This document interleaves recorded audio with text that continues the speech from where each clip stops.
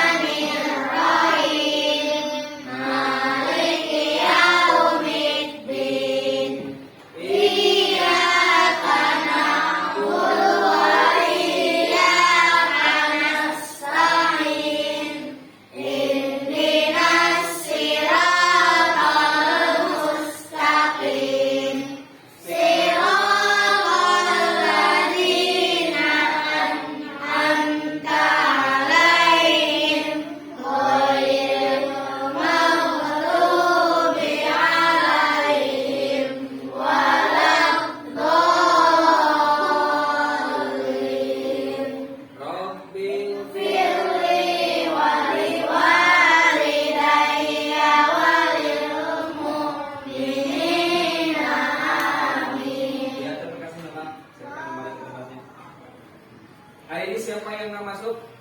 Kalian semua? Ya. Alhamdulillah. Siapa? Ada ya? Siapa? Apa? Sudah monggo. Alhamdulillah.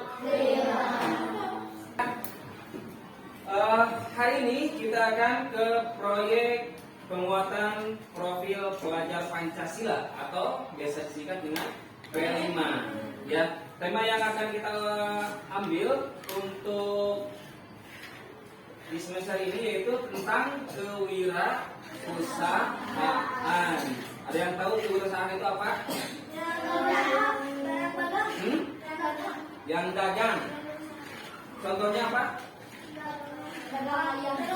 Dagang warung. Siapa? Bapak? Mama. Apa lagi? Contohnya ayam goreng. Es krim bisa. Berusaha apa?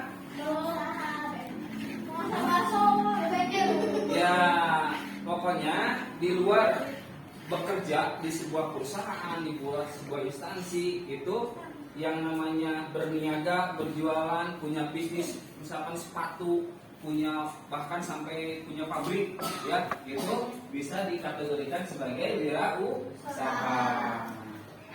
Baik. Nah, latar belakang kenapa kita mengambil temanya kewirausahaan? Karena seiring dengan kemajuan zaman ya, zaman dan teknologi. Karena di zaman sekarang berbeda dengan zaman yang dulu.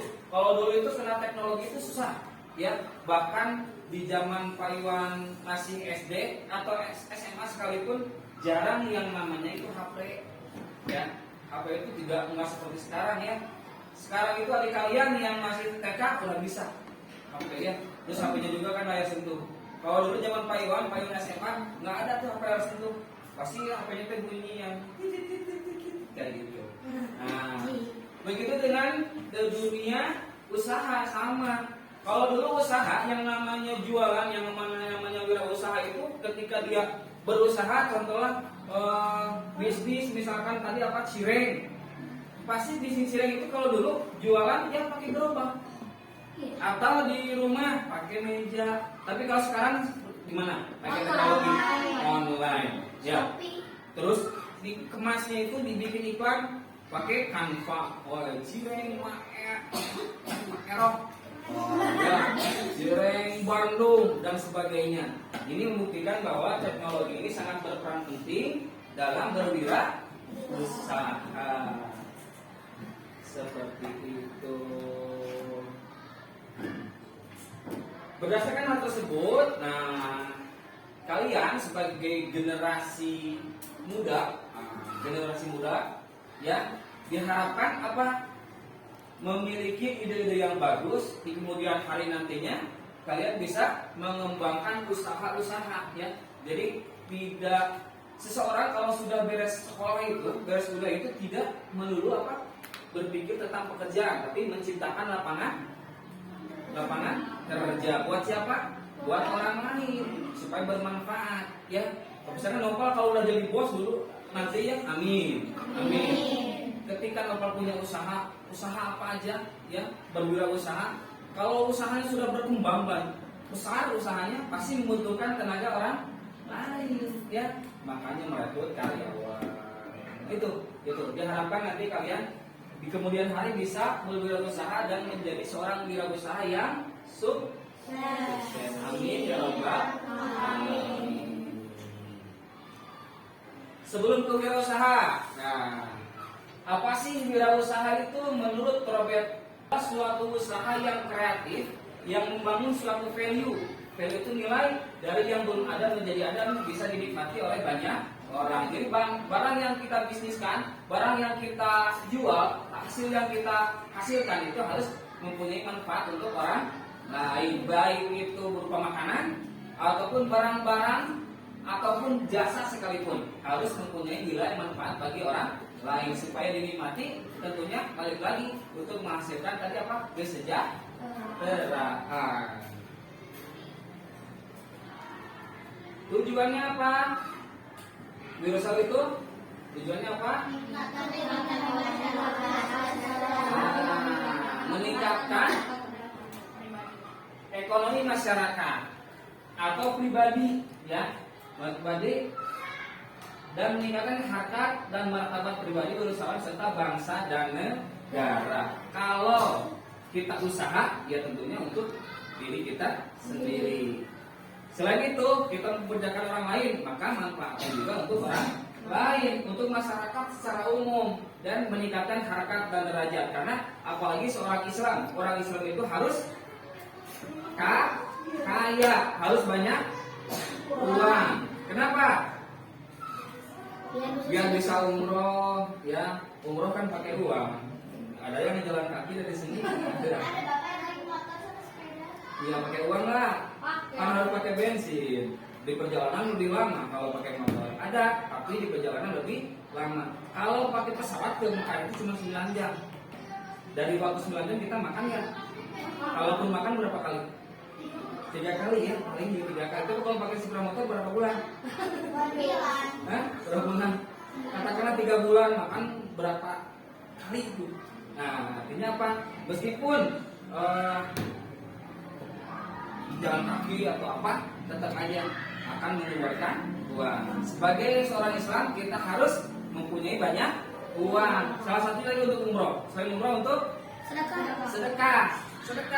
Kata siapa uang tidak bisa dibawa ke akhirat? Bisa, asal dengan cara yang betul. Caranya gimana? Ya disedekahkan, sedekah. Nanti hasilnya atau uang yang kita sedekahkan bahkan akan berlipat ganda, apalagi disedekahkan di hari Jumat seperti sekarang, ya, akan bertambah. Kita sedekahkan 10.000, nanti di akhirat jadi berapa? Sampai 70.000 kali lipat. Kali, pakai kalkulator. Gitu kalau kita sedekahkan di hari-hari, di momen-momen, di waktu-waktu yang baik, ya. Rajin sedekah 100.000 atau sedekah 10.000 aja deh. Hari ini lipat, nanti di akhirat akan diambil jadi berapa kali lipat. Nah, fungsinya itu. Kenapa orang Islam itu harus kaya? Supaya sedekah juga bisa meningkatkan harkat dan martabat pribadi. Karena orang kaya itu di masyarakat kita itu selalu dihormati. Pasar paras ya yang rumahnya gede. Ya, karena di masyarakat itu seorang yang kaya itu bisa dihormati selain dengan ilmunya, ya. Orang yang dihormati itu orang yang kaya. Terus orang yang ilmunya, dia bukan orang kaya, tapi dia ilmunya besar, banyak, tinggi, ya. Mau mencari Bapak Razan di mana yang Pak Razan ya, yang profesor itu di sebelah sana. Kita harus berwirausaha. Yang pertama apa? Bisa? Di zaman sekarang ini akan tidak terlalu sulit. Kalau dulu makan sulit banget mengembangkan hobi menjadi uang. Tapi di zaman sekarang menyalurkan apa yang kita suka menjadi sumber penghasilan ya. Nah, saya sukanya bikin video. Nah, sekarang kita bisa bikin konten ya sehingga bisa menghasilkan uang. Banyak ya. Bisa contoh lain, ada yang bisa contoh? Hobi menjadi uang. Hobi menjadi uang memancing. Memancing. Kalau dulu mancingnya mancing, tapi sekarang mah bisa saja mancing bisa menjadi uang dengan ide kreatif yang dimiliki, yang dikembangkan. Segala sesuatu pun bisa menjadi uang. Kawan payung lihat di YouTube ya, anak payung suka lihat ini yang yang makan ikan nih. Itu doang bisa dapat uang. Terus ada mainan kecil itu yang mobil-mobilan. Oh, tunggu, gitu doang. Tidak bisa jadi uang. Ya. Nah, diharapkan nanti kalian punya ide. Bisa dijadikan ide tersebut bisa menjadikan usaha. Yang kedua apa? Memiliki kesempatan belajar tanpa seorang wirausaha itu akan memiliki waktu yang banyak sehingga dia mempunyai kesempatan belajar tanpa batas. Bebas, orang wirausaha itu bebas, mempunyai waktu yang bebas. Selanjutnya apa? Kesempatan mencapai kebebasan finansial. Orang kalau bekerja di perusahaan, di pabrik atau di mana, pasti akan setiap bulan akan mendapatkan gaji. Ada yang gajinya 5 juta terus setiap bulan. Ya, ada yang gajinya 3 juta terus setiap bulan. Ada yang gaji 10 juta, dia manajer 10 juta tiap bulan. Bertambah tidak? Kemungkinan bertambahnya lama. Tapi kalau orang yang berusaha atau yang berwirausaha bisa bulan ini bisa mencapai gajinya atau penghasilannya 3 juta, bulan depan bisa 10 juta, bulan depan lagi bisa 15 juta. Ya, artinya orang yang berwirausaha finansialnya tidak terbatas. Kalau usahanya lagi bagus, akan bagus penghasilannya. Ya, meskipun di suatu saat mungkin akan ada sepinya, tapi gimana akan tertutup dengan yang sebelum-sebelumnya. Berbeda dengan orang yang kerja gajian segitu terus. Ya, itu maksudnya mencapai kebebasan finansial. Selanjutnya apa? Memiliki kesempatan untuk menggunakan waktu. Orang yang bekerja hari Minggu kemungkinan hari Minggu libur ya? Libur. Kalau di luar hari Minggu bisa libur? Bisa kalau mengambil cuti. Ya, cuti. Kalau nggak cuti? Nggak bisa. Kamu punya ayah bekerja, ayah mau liburan dong 1 minggu, kata ayah. Ya kan ini bukan libur kerja, ayah kan kerja. Itu seorang karyawan itu akan terikat dengan waktu. Tapi seorang pengusaha, orang yang berusaha terikat dengan waktu enggak ya. Mau liburan hari Senin, ayo. Selasa, ayo Rabu, ayo. Mau kapan pun itu orang yang punya usaha akan bebas aja. Sok, ayo mau kapan? Aku mah siap-siap aja, ayo. Ini punya restoran nih, amin. Kan punya karyawan. Pas diajak sama papa, liburan kan? Ayo, mau hari apa? Hari Senin bisa? Bisa. Selasa bisa. Karena itu mempunyai kebebasan menggunakan waktu. Berbeda dengan yang kerja ya. Kerja kan liburan tuh hari kapan? Senin kerja, nggak bisa. Selasa nggak bisa. Saya biasanya minggu aja, liburnya hari Minggu. Nah gitu. Ya itu kebebasan menggunakan waktu. Yang 5 apa? Nomor 5? Banyak relasi ya, banyak teman, banyak saudara, banyak teman-teman yang baru. Kalau orang-orang yang berusaha akan ada pelanggan. Pelanggannya gini. Bisa dong pesennya via online, nanti mah nggak usah datang. Gitu ya. Berarti dengan di dunia kerja. Dunia kerja itu temennya itu aja. Terus apalagi? Berkesempatan membantu sesama.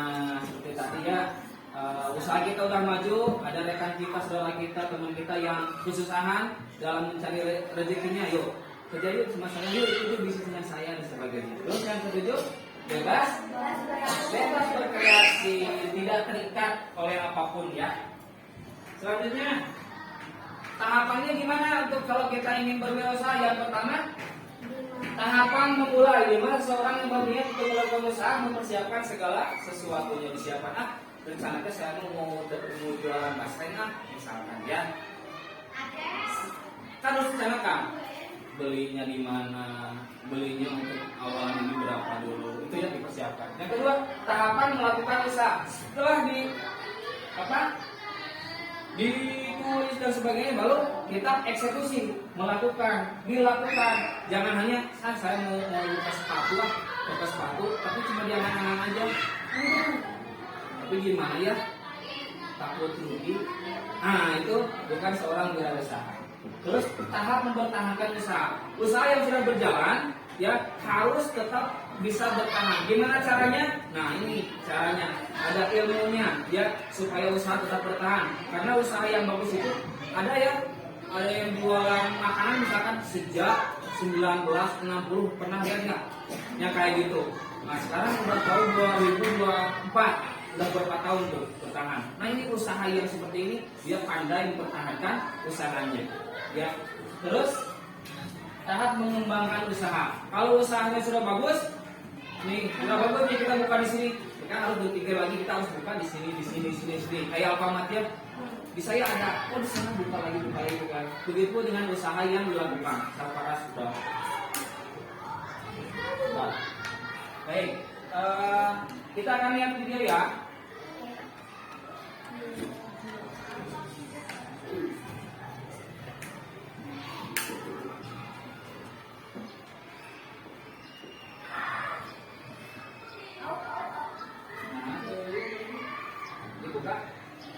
Duduk lagi.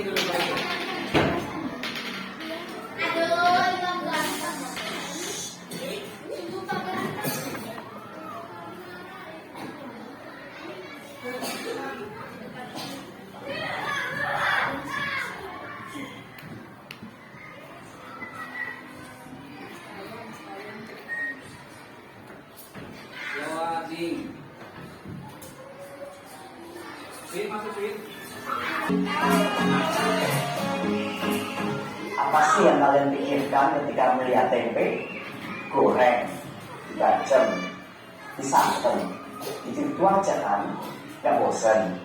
Nah, dari masalah itu saya berpikir, wah, tempe ini banyak potensinya loh. Kalau di luar negeri, orang bilang tempe is the next gold. Nah, kalau di Indonesia gimana? Tempenya menjadi sebuah produk.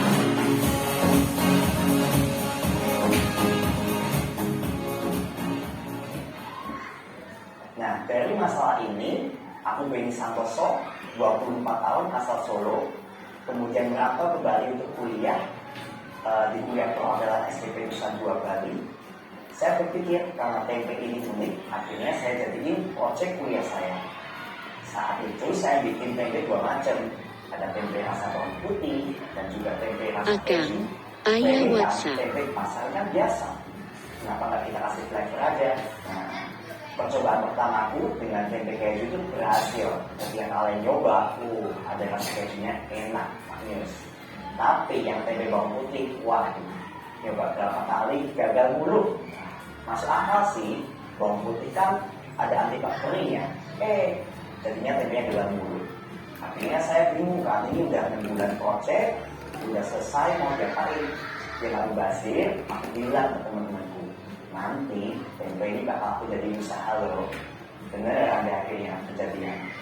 Akhirnya aku mulai buat tempe yang aku kasih nama ini tempe, innovate new idea with tempe. Jadi awal mula saya buat tempe karena udah pengalaman sebagai project akhir kuliah ya. Akhirnya saya buat lagi. Ketika itu bulan Desember saya pindah ke area Ubud. Saya buat tempe itu hampir satu kampung 25 kilo ini saya buat di tempe. Tapi hasilnya gagal semua, gagal total. Di saat itu saya berpikir, waduh, ini mau tempe mau aku jadi usaha beneran apa enggak sih kok bikinnya gagal mulu ya.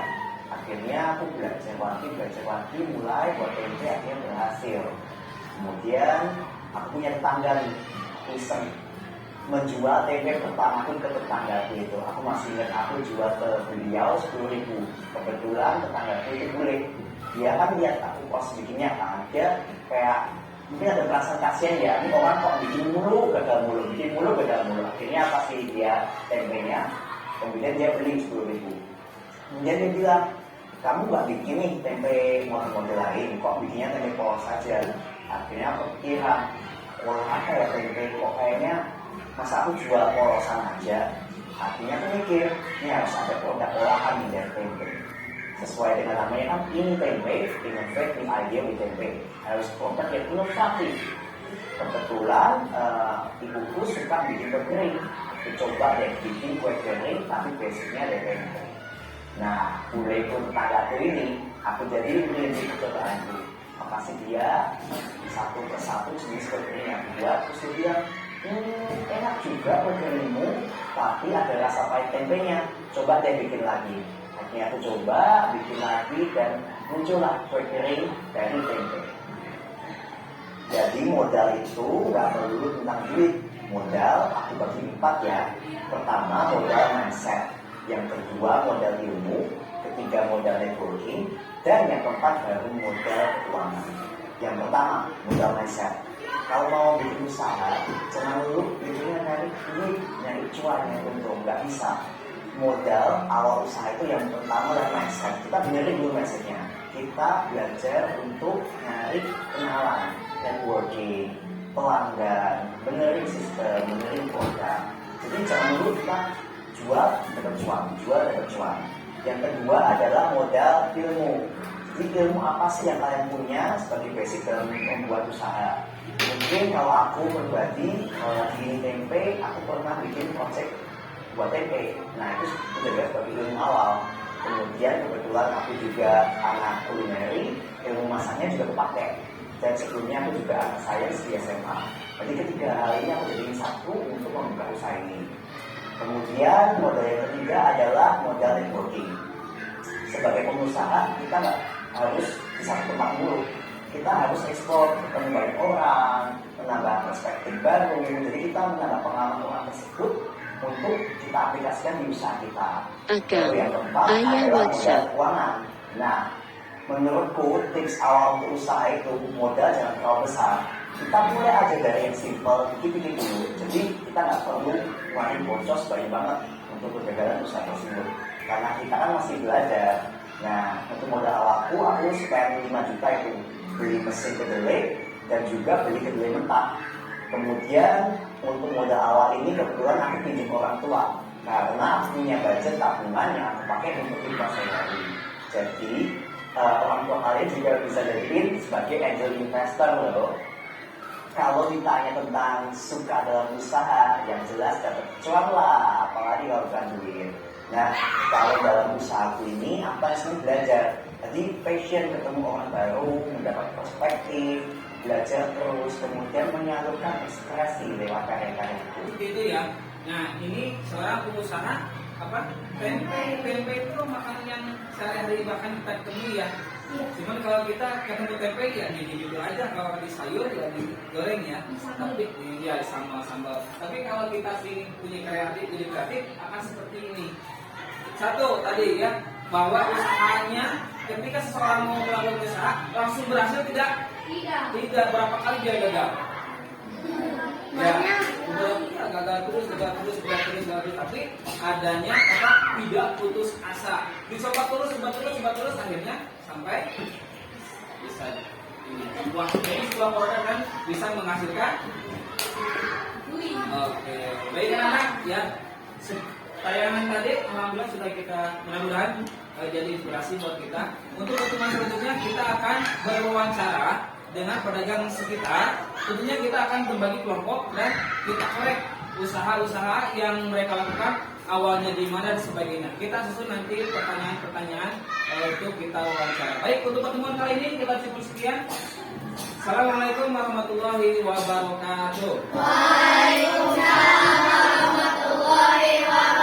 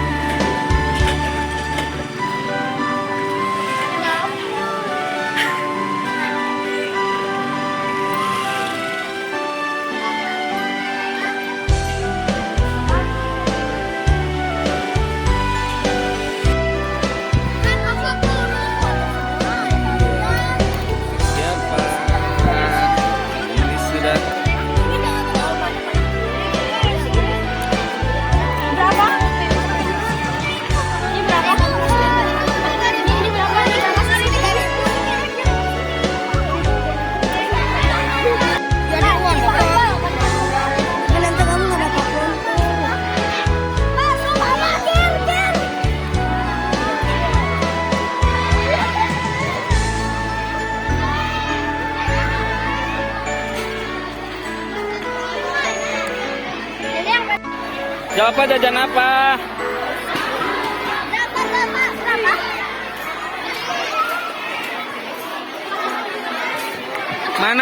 Mana? Hagia, mana punya Pak Iwan?